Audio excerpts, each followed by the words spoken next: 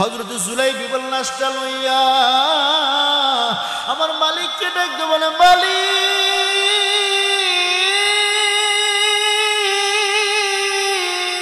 ওগো রব্বে কাবা,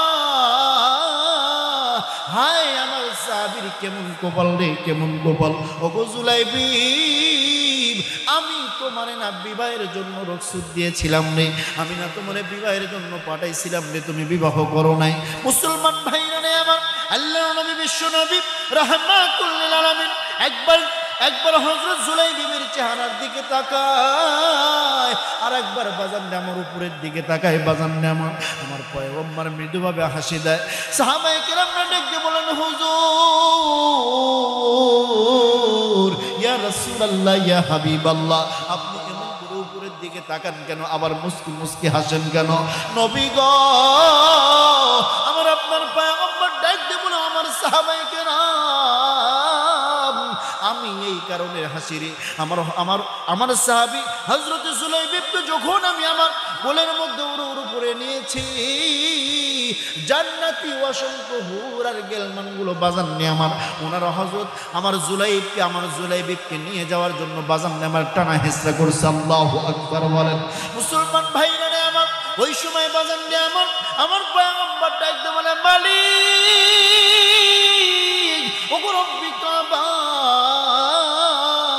আমি তোমার কাছে দরখাস্ত জানাইলাম, আমি আমার জুলাইবির উপরে রাজি, আল্লাহ তুমি নিজে রাজি হয়ে যাও। চিল্লায় জোরে জোরে বলা যাবে নাকি একবার আল্লাহু আকবার? আর একবার জোরে জোরে চিল্লায় বলেন না আল্লাহু আকবার। একটি হজের সওয়াব মিলে, কবুল হজের সওয়াব মিলে, মাকে একবার দেখিলে মা কেন এত দামি জানে না সকলে, জানতো যদি পড়তো দেখে কোরআন হাদিস খুলে।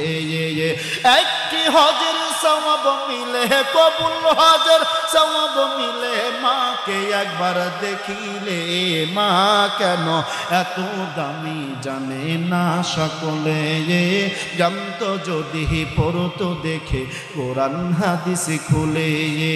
2টি বছর প্রাণ কোরআনের মায়ের বুকের দুধ কোলে পিঠে নিয়ে মাগো দিলেন কত সুখ।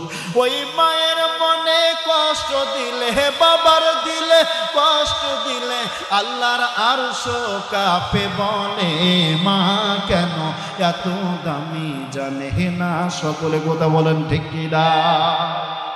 আমার ভাইরা, বিশ্বনবী সাল্লাল্লাহু আলাইহি সাল্লামের একজন সাহাবী হযরত জুলাইবি রাদিয়াল্লাহু তাআলা আনহু, নাম শুনছেন আপনারা? হযরত জুলাইবি রাদিয়াল্লাহু তাআলা আনহু এর বাবা নাই, মা নাই, কেউ নাই। আল্লাহ রাসূল সাল্লাল্লাহু আলাইহি সাল্লাম মসজিদে নববীর ভিতরে সাহাবায়ে কেরামদেরকে নসিহত করছেন। উনি দরজায় একেবারে অপলক দৃষ্টিতে রাসূল সাল্লাল্লাহু আলাইহি সাল্লামের চেহারা দেখছেন। বিশ্বনবী সাল্লাল্লাহু আলাইহি সাল্লাম উনি লক্ষ্য করলেন যে একজন জীর্ণ শীর্ণ আকারের যুবক আল্লাহ রাসূল সাল্লাল্লাহু আলাইহি সাল্লামের দিকে চেহারার দিকে তাকিয়ে আছেন। আল্লাহ রাসূল সাল্লাল্লাহু আলাইহি সাল্লাম তাকে ডাক দিলেন। বিশ্বনবী সাল্লাল্লাহু আলাইহি সাল্লাম ডাক দেওয়ার পরে, ডাক দেয়া সব কিছু পরিচয় নেওয়ার পরে, অনেক দিন পরে যখন সম্পর্ক লিয়াজু ভালো হয়ে গেল, সম্পর্ক ভালো হয়ে গেল, আমার নবী ডাক দিয়ে বলতেছেন যে জুলাইবি, তুমি কি আতাজাওয়াজা ইয়া জুলাইবি, তুমি কি বিয়ে করবে না? কিন্তু জুলাইবি কেমন ছিল? একেবারে কবিহুন কসিরুন, একেবারে ছোট, একেবারে খাটো, একেবারে ছোট, একেবারে খাটো। যদিও তেনারা ছোট এবং খাটো ছিলেন, কিন্তু তেনারা সোনার মানুষ ছিলেন। কথা বলেন ঠিক কিনা?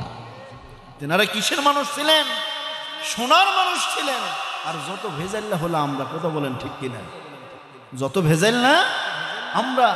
হযরত বেলালের চেহারা ভালো ছিল না, কিন্তু আল্লাহ পাকের নৈকট্যতা লাভ করেছে। কথা বলেন ঠিক কিনা? আরে ভাই, আল্লাহর নৈকট্য পাইতে হলে, আল্লাহ রেজায়ে মাওলা, আল্লাহকে রাজি খুশি করতে হলে ভালো চেহারার দরকার হয় না। কথা বলেন ঠিক কিনা? আমার ভাইরা, হযরত জুলাইবি রাদিয়াল্লাহু তাআলা আনহুকে ডাক দিয়ে বলতেছেন, আমার নবীজি আতাজাওয়াজা ইয়া জুলাইবি, জুলাইবি তুমি কি বিয়ে করবে না?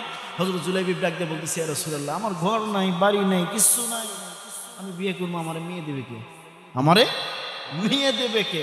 আল্লাহ রাসূল ডাক দিয়ে বলতেছেন যে জুলাইবি, উপরওয়ালার ফয়সালা, আল্লাহ সমস্ত ব্যবস্থা করে দেবে। সুবহানাল্লাহ। হযরত জুলাইবি রাদিয়াল্লাহু তাআলা আনহুকে আল্লাহ রাসূল একটা চিঠি লিখলেন। চিঠি লেখার পরে আল্লাহ রাসূল হযরত জুলাইবিকে দিলেন, দিয়ে বললেন যে জুলাইবি, এই যে চিঠির ভিতরে মদিনার একজন সাহাবী আবু আইয়ুব আনসারী রাদিয়াল্লাহু তাআলা আনহু, ইনি একজন ধনাঢ্য শ্রেণীর সাহাবী ছিলেন। যাও তুমি এই চিঠিটা নিয়ে আমার সাহাবীর কাছে যাও, তার একটা কন্যা আল্লাহ পাক দিয়েছে যাকে মানুষ বলে হুরে মদিনা, মদিনার হুর বলি সুবহানাল্লাহ বলেন, এই মেয়েকে তোমার সঙ্গে বিয়ে দিবে। হযরত জুলাইবিব চিঠি একবার নেয় আর একবার নিজের শরীরের দিকে, গঠনের দিকে তাকায়, আবার চিন্তা করে, আহা আমার যে চেহারা, এই চেহারার লগে কি ওই মেয়ে দিব? আমার ভাইরা, আমার জীবনের কথা আমি বলি, আপনাদের এই সাথিয়াতে এই আশেপাশে এক জায়গায় বিয়ের কথা বলেছিলাম। তো বিয়ের কথা বলেছিলাম, তো মেয়ের বাবা বলছিলেন যে হুজুরের কি সরকারি চাকরি আছে? বুঝেন এই কথা?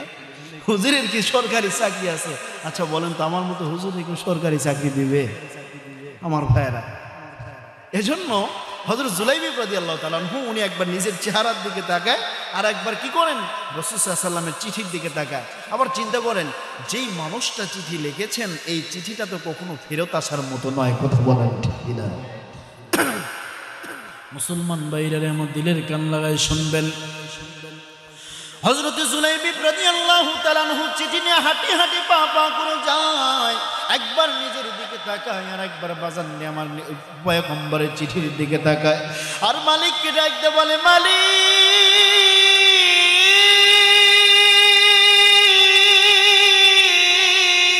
ওগো রব্বে কাবা, তোমার পয়গম্বরের নিজে খুদ নিজে লিখেছে, কেউ পয়গম্বর, আমার পয়গম্বর এই চিঠি লিখেছে, মালিক তোমার উপর তাওয়াক্কুল কইরা আমি চিঠি নিয়ে চললাম। মুসলমান ভাইরা আমার, হযরত জুলাইবিব রাদিয়াল্লাহু তাআলা আনহু কি করলেন, আমার আপনার পয়গম্বরের চিঠি পাইয়া তিনি সঙ্গে সঙ্গে মদিনার জমিনে বাজান নামার হযরত আবু আইয়ুব আনসারী রাদিয়াল্লাহু তাআলা আনহুর দরবারে চলে গেলেন, বাড়িতে চলে গেলেন। বাড়িতে গিয়ে বাহির থেকে বাজান নামার ডাক দিলেন, সালাম বিনিময় করলেন। হযরত আবু আইয়ুব আনসারী রাদিয়াল্লাহু তাআলা আনহু বাজান নামার উনি শুধু উপরের দিকে খোঁজেন, কিন্তু হযরত জুলাইবিব তো ছিল বেটে খাটো মানুষ। হযরত জুলাইবিব ডাকতে বলেন, ওগো ওগো পয়গম্বরের সাহাবী, এই দিকে তাকান, এই আমি জুলাইবিব, আমার বাজান নে আমার হযরত আবু আইয়ুব আনসারী রাদিয়াল্লাহু তাআলা আনহু বাজান নে আমার হযরত জুলাইবিব রাদিয়াল্লাহু তাআলা আনহুকে বাজান নে আমার বলতেছেন, কি লাইগাছ? হযরত জুলাইবিব রাদিয়াল্লাহু তাআলা আনহু পয়গম্বরের চিঠিটা দিয়া এখানে তিনি বাজান নে আমার স্থির হয়ে দাঁড়ায় রয়েছেন। হযরত জুলাইবিবের চিঠি পড়িয়া, চিঠিটা যখন হযরত আবু আইয়ুব আনসারী রাদিয়াল্লাহু তাআলা আনহু হাতের মধ্যে নিলেন, একবার চিঠির দিকে তাকায় আর একবার বাজান আমার ছেলের দিকে তাকায়, একবার চিঠির দিকে তাকায় আর একবার বাজান আমার ছেলের দিকে তাকায়। মুসলমান ভাইরা আমার, হযরত আবু আইয়ুব আনসারী রাদিয়াল্লাহু তাআলা আনহু উনি কোনো জবাব দিলেন না, উনি চিঠির কোনো উত্তর দিলেন না। বাজান আমার কিছুক্ষণ পরে হযরত জুলাইবিব মনে মনে চিন্তা করলেন, না না, এটা কখনো সম্ভব হতে পারে না। কোনো মেয়ের বাবা কোনো দিন গরিব অসহায় গরিব অসহায় ছেলের সঙ্গে কোনোদিন বিয়ে দিতে পারে না। কথা বলেন ঠিক কিনা? হযরত জুলাইবিব রাদিয়াল্লাহু তাআলা আনহু এইদিকে পয়গম্বরের দরবারের দিকে যায়। হযরত আবু আইয়ুব আনসারী রাদিয়াল্লাহু তাআলা আনহু বাজান আমার, আল্লাহ পাক যিনি যেমন ভাবে তেনাকে দিলওয়ালা বানিয়েছিলেন, সম্পদওয়ালা বানিয়েছিলেন, আল্লাহ রাব্বুল আলামিন তেনাকে যে মেয়েটা আল্লাহ রাব্বুল আলামিন দান করেছিলেন, মেয়েটা বাজান আমার পয়গম্বরের সাহাবীর চিঠি দেওয়াটা দেখে ফেলেছিলেন। হযরত আবু আইয়ুব আনসারীর মেয়ে ডাকতে বলে, বাবা গো,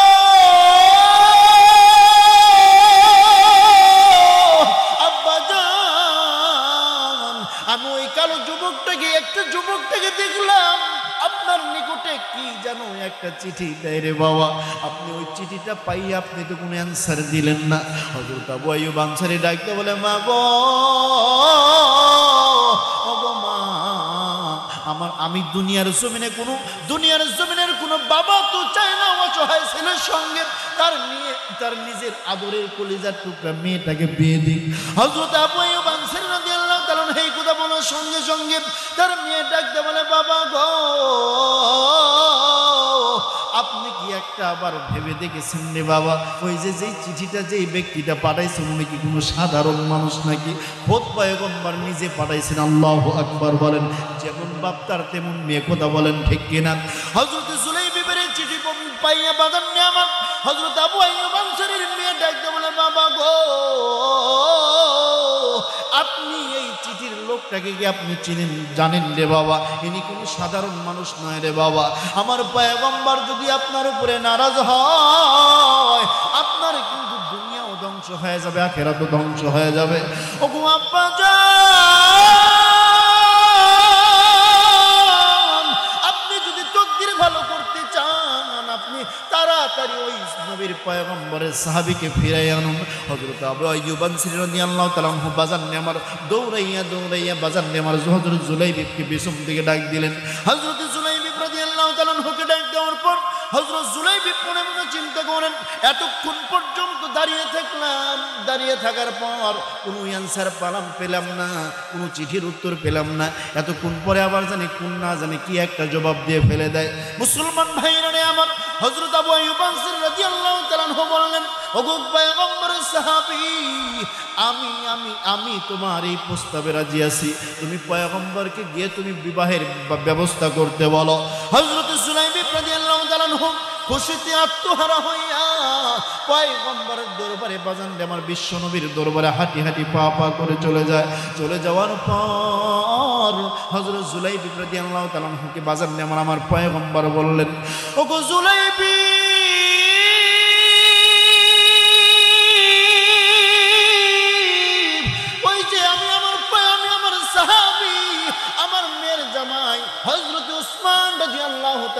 দরবারে তোমাকে পাঠাই দিলাম রে, তুমি হযরত উসমানের দরবারে যাও। হযরত উসমানকে যাইয়া তুমি প্রশ্ন করো, জিগাও রে, তুমি জিগানোর পরে দেখবা তোমার সবকিছু দিয়ে দিবে, বিবাহের খরচ আদি। হযরত উসমানের নিকটে হযরত জুলাইবিব রাদিয়াল্লাহু তাআলা আনহু বাজান আমার হাঁটি হাঁটি পাক পা করে বাজার নিয়ে আমার চলে গেলেন।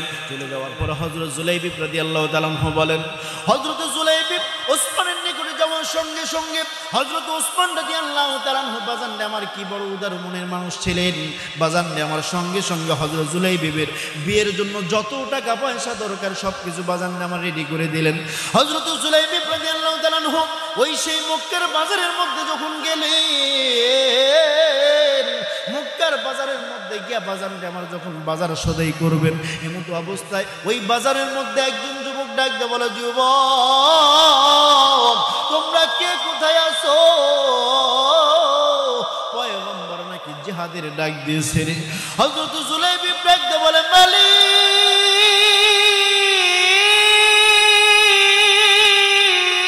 ওগো রব্বে কাবা, আমি আমার বিবাহের জন্য বাজার করব, বাজার করিয়া বিয়ে করি আমি বাসর ঘরে আনন্দ করব। আমি তেমন পয়গম্বরকে ভালোবাসি না গো আল্লাহ। ওগো মালিক, আমি আমার বিয়ের বাজার বাদ দিয়ে আমি আমার পয়গম্বরের লগে জিহাদের ময়দানে যাব। আল্লাহু আকবার বলেন। হযরত জুলাইবিব রাদিয়াল্লাহু তাআলা আনহু বাজার আমার উনি কি করলেন, বিবাহের বাজার শুধুই বাদ দিয়া উনি সঙ্গে সঙ্গে বাজার নামার ওই টাকা পয়সা দিয়ে একটা ধারালো তরবারি কিনলেন। ধারালো তরবারি কেনার পরে বাজার নামার উনি একটা লোহার হেলমেট কিনলেন, একটা ঘোড়া কিনলেন। এই সমস্ত যুদ্ধের আসবাবপত্র যখন কেনাকাটা হয়ে গেল, হযরত জুলাইবিব রাদিয়াল্লাহু তাআলা আনহু বাজার নামার উনি মনে মনে চিন্তা করলেন, আল্লাহর নবী তো আমাকে জিহাদের ময়দানে ডাক দিয়েছে রে, আল্লাহর নবী তো আমাকে বিবাহের জন্য রুখসত দিয়েছেন, ছুটি দিয়েছেন। এই মুহূর্তে যদি আমি জিহাদের ময়দানে যাই, হযরত জুলাইবিব রাদিয়াল্লাহু তাআলা আনহু যুদ্ধের মাল সামানে কেনার পর ক্রয় করার পর উনি বাজার নেমার কালো কাপড় দিয়ে মুখটা বাজার নেমার বেঁধে নিলেন। বেঁধে নেওয়ার পর বাজার নেমার জিহাদের ময়দানে চলে গেলেন। এক পর্যায়ে বাজার নেমার সকল মুসলমানেরা বেঈমানদের বিরুদ্ধে জিহাদ করতে করতে হযরত জুলাইবিব রাদিয়াল্লাহু তাআলা আনহু বাজার নেমার মাটিতে টুলে পড়ে গেলেন। মাটিতে টুল খায়া পড়ার পর হযরত জুলাইবিব রাদিয়াল্লাহু তাআলা আনহু বাজার নেমার দুনিয়ার জমিন থেকে শহীদ হয়ে গেলেন। যুদ্ধ সমাপ্ত হওয়ার পর পয়গম্বর ডাকতে বলো, আমার সাহাবীর দল, যাও যাও, দেখো না তোমরা, দেখো না আমার সাহাবাই কেরামরা কে কোথায় জিহাদে বাজার নেমার শহীদ হয়ে পড়ে আছে। যাও যাও যাও, তাদেরকে বাজার নেমার এক জায়গায় করো। মুসলমান ভাইরা এমন পয়গম্বরের কথা মোতাবেক সমস্ত সাহাবায়ে কেরাম রাদিয়াল্লাহু আজমাইনরা যারা শহীদ হয়ে গিয়েছেন, যে সমস্ত সাহাবায়ে কেরামরা সকলের নিকটে চলে গেলেন। চলে যাওয়ার পর বাজান নামার সঙ্গে সঙ্গে একটা তাঁবুর নিকটে দেখা যায় একটা লাশ পড়ে আছে। বাজান নামার সাহাবীরা ডাকতে বলে, পয়গম্বর ইয়া রাসূলুল্লাহ ইয়া হাবিবাল্লাহ, সমস্ত লাশ হইতে এক জায়গায় করা হয়েছে, কিন্তু ওই যে তাঁবুর নিকটে দেখা যায় কেমন যেন একটা যুবকের লাশ পড়ে আছে, তার মুখটাতে এমন করে বাজান আমার বাদাই করা আছে, এমন করে তো দেখা যায় না। ইয়া রাসূলুল্লাহ, ইয়া হাবিবাল্লাহ, আমার পয়গম্বর ডাক দিয়ে বলল, আমার সাহাবীর দল, যাও যাও যাও, তোমরা তাড়াতাড়ি করে লাশটাকে আমার নিকটে নিয়ে আসো।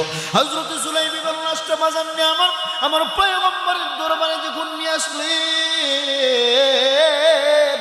নিয়ে আসার পরে বাজান নিয়ে আমার হযরত সুলাইম ইবনে লাশটাকে বাজান আমার যখন মুখটা খুললেন, আমার পয়গম্বর এমন করে উরুর উপরে হযরত সুলাইম ইবনে লাশটা লইয়া আমার মালিককে ডাকতে বলে, মালিক,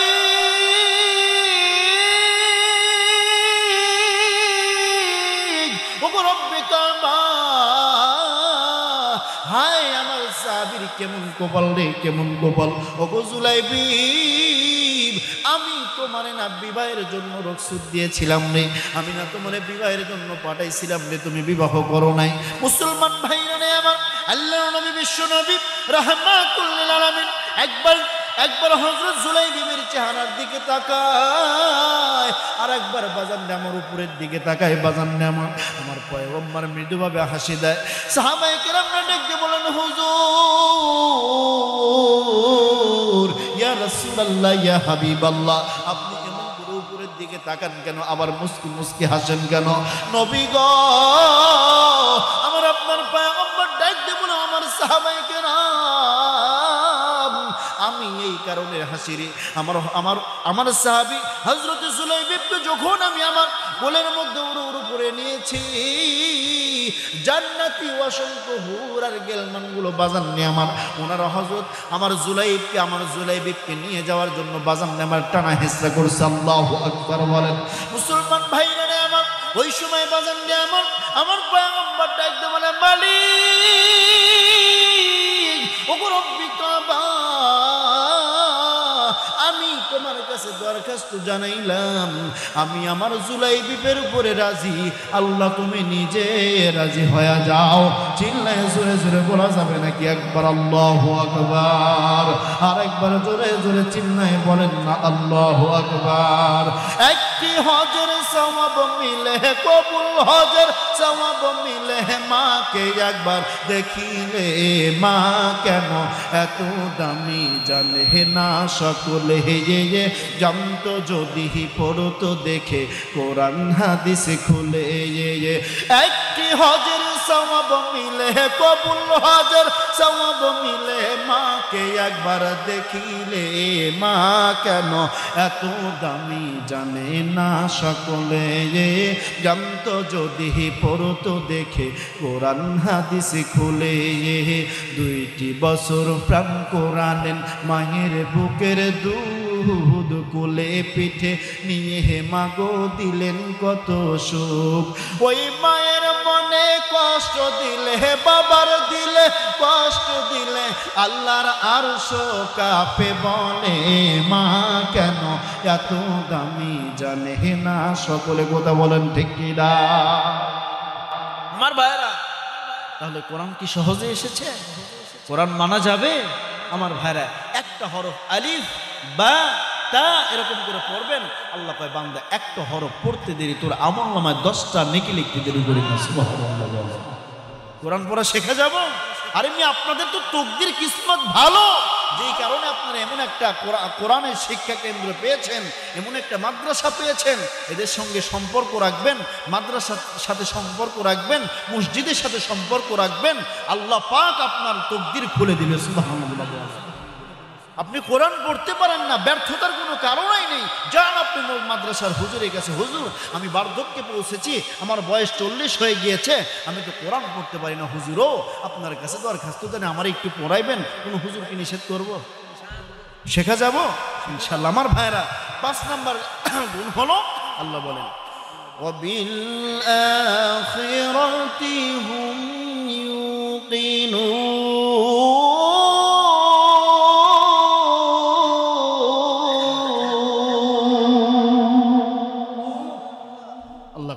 পরকাল দিবসের প্রতি ঈমান আন। আল্লাহু আকবার। মনে পরকাল দিবস কত কঠিন জানেন আমার ভাইয়েরা? আম্মাজান হযরত খাদিজা রাদিয়াল্লাহু তাআলা আনহা ও পর্দা আজকের মা বোনেরা আছেন, পর্দার আড়ালের মায়েরা, আপনারা ভালো করে শুনে রাখেন, এই ওয়াজটা হলো আপনাদের জন্য। ও আমার মারা, আম্মাজান হযরত খাদিজা ডাকদা বলতেছে, ইয়া রাসূলুল্লাহ, আমি ওই অন্ধকার কবরের জিন্দেগিতে কেমনে থাকবো? আমার জিন্দেগিতে তেমন কোনো আমল নেই। আল্লাহু আকবার বলেন না। যেই যেমন করে আশারায়ে মুবাশশারাত 10 জন পুরুষ সাহাবীর জন্য জান্নাত আল্লাহ পাক দুনিয়াতে ঘোষণা করেছে, ঠিক তেমন ভাবে অসংখ্য নারীর জন্য আল্লাহ পাক দুনিয়াতেই জান্নাত ঘোষণা করেছে। সুবহানাল্লাহ বলেন। এইগুলোর মধ্যে জান্নাতি রমণীদের মধ্যে আম্মাজান হযরত খাদিজা 1 নম্বর। কয় নাম্বার? 1 নম্বর। তারপরে আমার নবীকে ডাক দিয়ে বলি, ইয়া রাসূলুল্লাহ, আমি কবরের জিন্দেগিতে কেমনে থাকুম? আমার তো নেক আমল নাই। আল্লাহু আকবার বলেন। অথচ আম্মাজান খাদিজাকে আল্লাহ পাক দুনিয়াতেই সালাম জানাইছেন। আল্লাহু আকবার। আম্মাজান ডাক দিয়ে বলি, ইয়া রাসূলুল্লাহ, আপনারা কয়েকটা নসিহত করতাম চাই, আমি যখন দুনিয়া থেকে চলে যাব আপনি কি এগুলো মানবেন? আমার পয়গম্বর ডাক দিয়ে বলে, বিবি রে, তুমি হলো আমার দুঃখের দিনের সাথী, তোমার কথা আমি মানবো না, এটা তো হতে পারে না। বিবি বলো, মুসলমান ভাইরা রে আমার, আম্মাজান হযরত খাদিজা রাদিয়াল্লাহু তাআলা আনহা পয়গম্বরকে ডাক দিয়ে বলেন, নবী গো, ইয়া রাসূলুল্লাহ, ইয়া হাবিবাল্লাহ, আপনারা আমি কয়েকটা প্রশ্ন করতাম চাই, আপনি আমার এই কথাগুলোর জবাব দিবেন গো পয়গম্বর। আমার পয়গম্বর ডাক দিয়ে বললেন, বিবি বলো বলো বলো, কি বলবা? মুসলমান ভাইরা রে আমার, আম্মাজান খাদিজা ডাক দিয়ে বলে, ইয়া রাসূলুল্লাহ, ইয়া হাবিবাল্লাহ, আমি খাদিজার জিন্দেগিতে তেমন কোনো আমল নাই, আমি খাদিজা ওই কবরের জিন্দেগিতে কেমনে থাকবো? আমার বড় ডর লাগে, আমার বড় ভয় লাগে। নবী গো, আমি খাদিজা রাদিয়াল্লাহু তাআলা আনহা যখন দুনিয়ার জমিন থেকে চলে যাব, মারা যাবার পরে যখন আমার জন্য বাজান নেয়ামত, আমার পয়গম্বরকে ডাক দিয়ে বলেন, ইয়া রাসূলুল্লাহ, ইয়া হাবিবাল্লাহ, আমি যখন মারা যাবার পর আমার শরীরের কাপড় স্বরূপ আপনার শরীরের জুব্বা মোবারক আমাকে দিয়ে দিবেন। আল্লাহু আকবার বলেন। মুসলমান ভাইরা রে আমার, আম্মাজান হযরত খাদিজা ডাক দিয়ে বলেন, ইয়া রাসূলুল্লাহ, ইয়া হাবিবাল্লাহ, আমি খাদিজা যখন দুনিয়ার জমিন থেকে চলে যাওয়ার পরে আমার কাফনের কাপড় স্বরূপ যেন আপনার শরীরের জামা দেন। আল্লাহু আকবার বলেন। আমার পয়গম্বর ডাক দিয়ে বলে, বিবি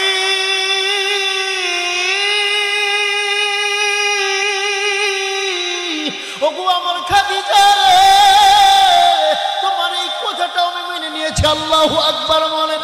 মুসলমান ভাইরা রে আমার, আম্মাজান হযরত খাদিজা ডাক দিয়ে বলেন, ইয়া রাসূলুল্লাহ, ইয়া হাবিবাল্লাহ, শুধু এতটুকুই নয়, আমি আপনার আরো কয়েকটা কথা জিগাইতাম চাই।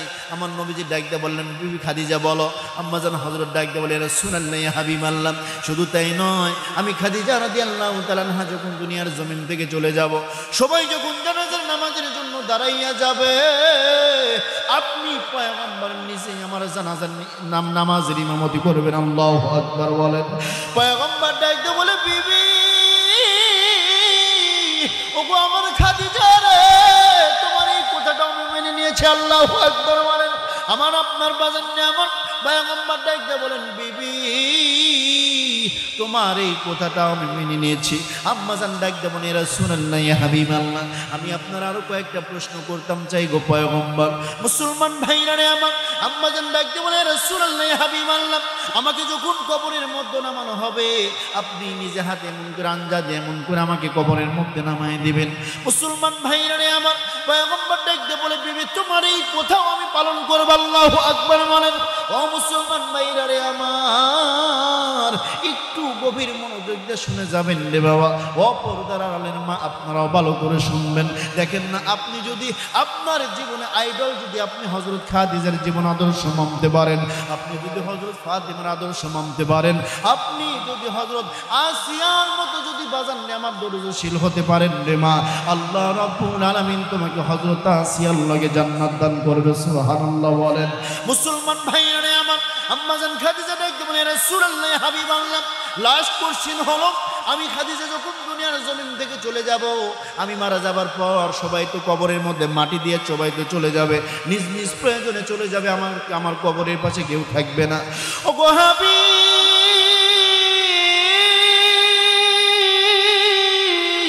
ইয়া রাসূলুল্লাহ, ইয়া হাবিবাল্লাহ, আমাকে আপনি সকলে যখন আমার কবরের পাশ থেকে চলে যাবে মাটি দিয়া, মিনহা খলাকনাকুম ওয়া ফিহা নুঈদুকুম নুখরিজুকুম ওয়া মিনহা নুখরিজুকুম তারাতান উখরা বলে 3 মুষ্ঠ মাটি দিবে। মাটি দিয়ে সবাই তো দূর দূর করে নিজের প্রয়োজন মোতাবেক চলে যাবে। ওগো নবী গো, আপনি পয়গম্বর, আমার কবরের পাশ থেকে আপনি চলে যাবেন না গো পয়গম্বর। আমি খাদিজার বড় ডর লাগে, আমি খাদিজার বড় ডর লাগে। আমার পয়গম্বর দেখতে বলে বিবি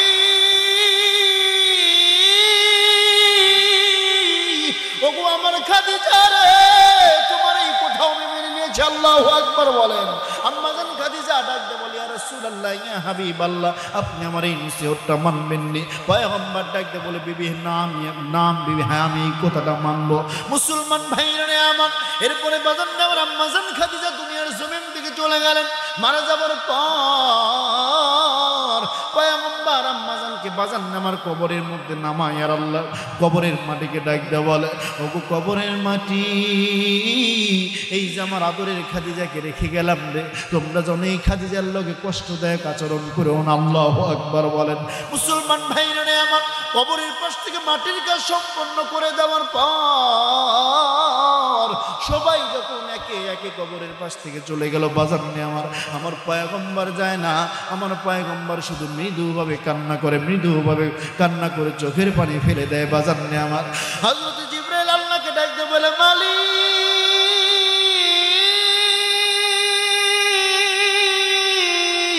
ওগো রব্বে কাবা, আমি জিবরাইল আপনাকে ডাক দিয়া বললাম রে আল্লাহ, আপনার কি দয়া লাগে না, আপনার কি মায়া লাগে না?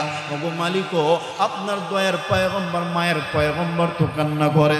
আপনি তো আপনার পয়গম্বরকে তায়েফবাসীগণ কষ্ট দিয়েছিল, ওই দিন আপনি বাজান আমার বলেছিলেন গো ওগো জিবরাইল রে, আমার পয়গম্বর যদি একটাবার বলে দেয়, আমার পয়গম্বর যদি একটাবার বলে, আমি ওই তায়েফবাসীদেরকে বাজান আমার একেবারে এই পুটুপিট করে একেবারে দুনিয়া থেকে ধ্বংস করে দেব।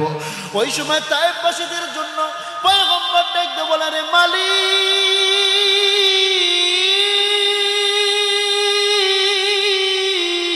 ওগো জিবরাইল রে, এমন কাজ করা যাবে না, এমন কাজ করা যাবে না রে। হয়তো তায়েফের ময়দানের যুবকরা আমি পয়গম্বরকে না বুঝা তারা পাথর মারে রে, আমি পয়গম্বরের শরীর থেকে তারা রক্ত প্রবাহিত করে রে, কিন্তু আমি পয়গম্বর রাগ করি নাই। হয়তো তারা আমি পয়গম্বরকে আজকে মেনে নেবে না রে, কিন্তু আজকে তারা না মানলে একদিন তারা নাতিপুতি, তার সন্তানরা একদিন এমন করিয়া পুরা তায়েফবাসীটা ইমামদারে ভরপুর হয়ে যাবে। আল্লাহু আকবার বলেন। মুসলমান ভাইরা রে আমার, হযরত জিবরাইল ডাকতে বলে ইয়া রাসূলুল্লাহ ওগো রব্বুল আলামিন, আপনার কি দিলেন, আপনার কি মায়া লাগে না, দয়া লাগে না? ওই যে আপনার পয়গম্বর কবরের পাশে বসে কান্না করে। মুসলমান ভাইরা রে আমার, আল্লাহ রাব্বুল আলামিন ডাকতে বলল ওগো জিবরাইল রে, তুমি দুনিয়ার জমিনে যাও, যাইয়া তুমি আমার পয়গম্বরকে বার্তা দিয়ে দাও রে। বাবা জানলে আমার ফানাজালা জিবরাইল আমিন, হযরত জিবরাইল দুনিয়ার জমিনে পদার্পণ করলেন। হযরত জিবরাইল আলাইহিস সালাম বাজানলে আমার দুনিয়ার জমিনে পদার্পণ করিয়া পয়গম্বরকে ডাক দেয়া বলে ওগো হাবিব, যদি মাফ না করো আল্লাহ বান্দারে, তুমি যদি মাফ না করো আল্লাহ বান্দারে, বলো তোমার বান্দা যাবে কার কাছে, বলে না আপনার বান্দা যাবে কার কাছে। জিকির করেন লা ইলাহা, আর জোরে লা ইলাহা লা ইলাহা ইল্লাল্লাহু মুহাম্মাদুর রাসূলুল্লাহ সাল্লাল্লাহু আলাইহি ওয়াসাল্লাম। তাহলে আমার ভাইরা, অমিম্মা রাযাকনাহুম ইউনফিকুন, এটা মনে আছে আপনাদের? আল্লাহ পাক যে রিজিক দিয়েছেন, দ্বীনের রাস্তায় ব্যয় করো, নিজে খরচ করো, এই কথা কি আমি হুজুরের কথা নাকি আল্লাহর কথা? আমার বাপের বানানো কথা না আল্লাহর কথা? আল্লাহ পাকের কথা। আমার ভাইরা, সাহাবায়ে কেরামদের মধ্যে আমাদের ভিতরে তো নেক কাজের কোনো আগ্রহই নাই, কোনো প্রতিযোগিতাই নাই, কিন্তু সাহাবায়ে কেরামরা নেক কাজের জন্য প্রতিযোগিতা করতেন। আল্লাহু আকবার বলেন।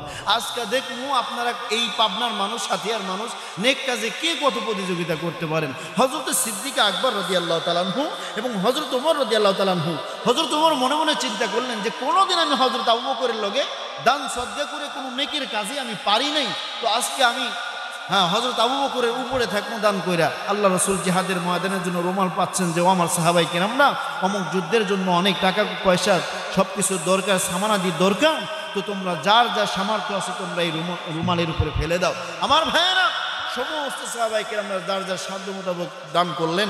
হযরত আবু বকর বাড়িতে গেলেন, হযরত ওমরও বাড়িতে গেলেন। মুসলমান ভাইরা আমার দিলের কান লাগায় শুনবেন, হযরত আবু বকর রাদিয়াল্লাহু তাআলা আনহু বাড়িতে চলে গেলেন, হযরত ওমরও বাড়িতে চলে গেলেন। মুসলমান ভাইরা আমার বাড়িতে যাওয়ার পর হযরত ওমর রাদিয়াল্লাহু তাআলা আনহু বাজারে আমার বাড়িতে যা ছিলেন, বাজারে আমার মাল ধন সম্পদ নিয়ে চলে আসলেন। হযরত আবু বকর রাদিয়াল্লাহু তাআলা আনহু বাজার নেওয়ার নিয়ে আসলেন। হযরত ওমর রাদিয়াল্লাহু তাআলা আনহু দান করলেন, হযরত আবু বকর দান করলেন। পয়গম্বর ডাকতে বলে, ও ওমর, তুমি কি নিয়ে এসেছো রে? তুমি দ্বীনের জন্য কি নিয়ে এসেছো? তুমি কতটুকু সম্পদ নিয়ে এসেছো রে? হযরত ওমর ডাকতে বলে, হাবিব, ওগো ইয়া রাসূলুল্লাহ, ইয়া হাবিবাল্লাহ, আমার বাড়িতে 4 ভাগ সম্পদের মধ্যে বাজার নেই, আমার 3 ভাগ আল্লাহর পয়গম্বর আপনার নিকটে আমি হাজির করেছি, আর 1 ভাগ সম্পদ আমি, মাল সম্পদ আমি আমার বাড়ির জন্য এবং আমার স্ত্রী সন্তানাদের জন্য রেখে এসেছি। আল্লাহু আকবার বলেন। মুসলমান ভাইরা আমার পয়গম্বর হযরত আবু বকরকে ডাক দিয়ে বলে, ওগো আবু বকর,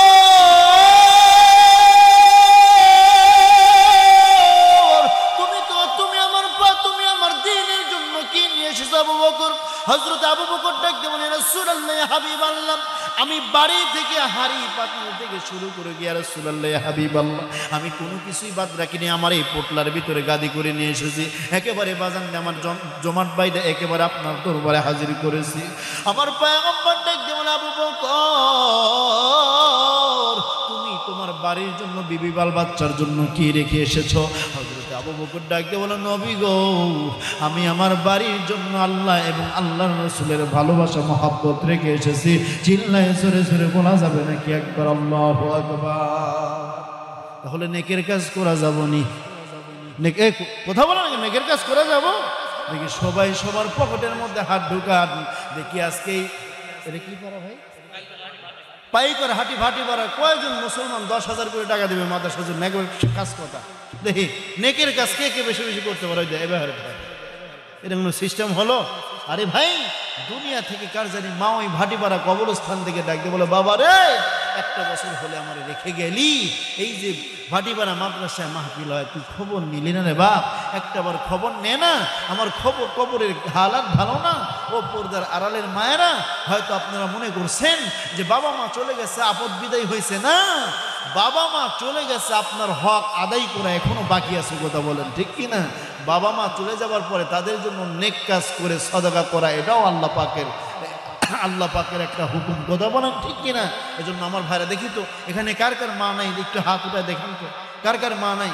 ওগো মালিক, আজকে যাদের মা হারা হয়েছে, আল্লাহ তুমি সকলের মায়ের কবর থেকে জান্নাতের বাগান বানাও।